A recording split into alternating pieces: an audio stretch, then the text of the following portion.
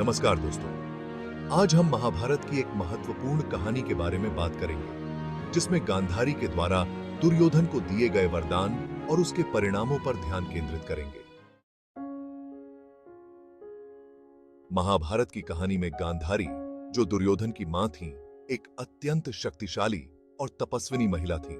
युद्ध के अंतिम चरण में जब गांधारी को पता चला कि दुर्योधन और पांडवों के बीच का युद्ध एक कठिन मोड़ पर है, उन्होंने अपने पुत्र की रक्षा के लिए एक विशेष योजना बनाई। गांधारी ने अपनी आंखों पर कभी भी पट्टी नहीं हटाई थी और इस वजह से उनके शरीर में तपस्या और शक्तियों का संकलन हो गया था।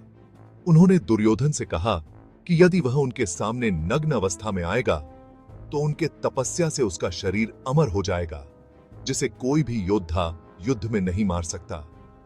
गांधारी की इच्छा थी कि जब दुर्योधन बिना कपड़ों के उनके सामने आए तो उनके तपस्या की दृष्टि से उसके पूरे शरीर को अमरत्व मिल जाएगा।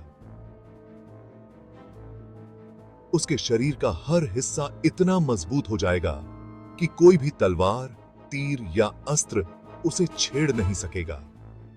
यह उनकी मां की अपने पुत्र के लिए सुरक्षा का विशेष उपाय था।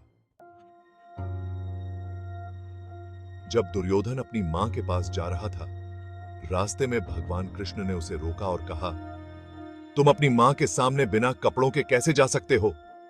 तुम्हें कपड़े पहनकर शर्म और मर्यादा का पालन करना चाहिए। कृष्ण की बात सुनकर दुर्योधन को शर्म आई और उसने अपने कमर के नीचे के हिस्से को कपड़ों से ढक लिया।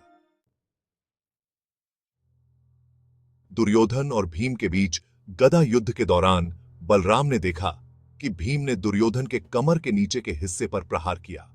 यह गदा युद्ध के नियमों के खिलाफ था, क्योंकि नियमों के अनुसार गदा युद्ध में कमर के नीचे हमला नहीं किया जा सकता था।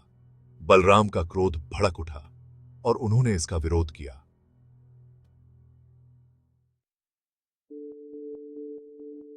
इस स्थिति को संभालने के लिए भगवान कृष्ण ने बलराम को शांत किया और उन्हें समझाया कि यह युद्ध का हिस्सा है और पांडवों की विजय को सुनिश्चित करना आवश्यक है।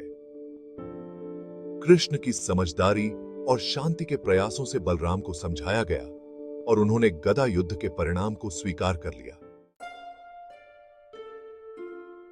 यही वजह थी कि जब दुर्योधन की जांबू, थाई पर भीम ने प्रहार किया तो दुर्योधन का नीचे का हिस्सा सुरक्षा से वंचित था, जिससे उसकी हार निश्चित हो गई।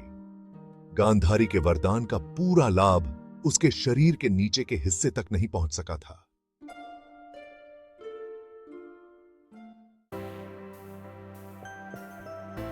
इस कहानी से हमें यह सीखने को मिलता है कि कृष्ण की कूटनीति, गांधारी के वरदान और बलराम के क्रोध को सही दिशा देने की भूमिका ने महाभारत के युद्ध की दिशा बदल दी।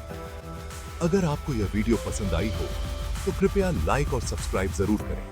अपने विचार और सुझाव नीचे कमेंट बॉक्स में साझा करें। धन्यवाद।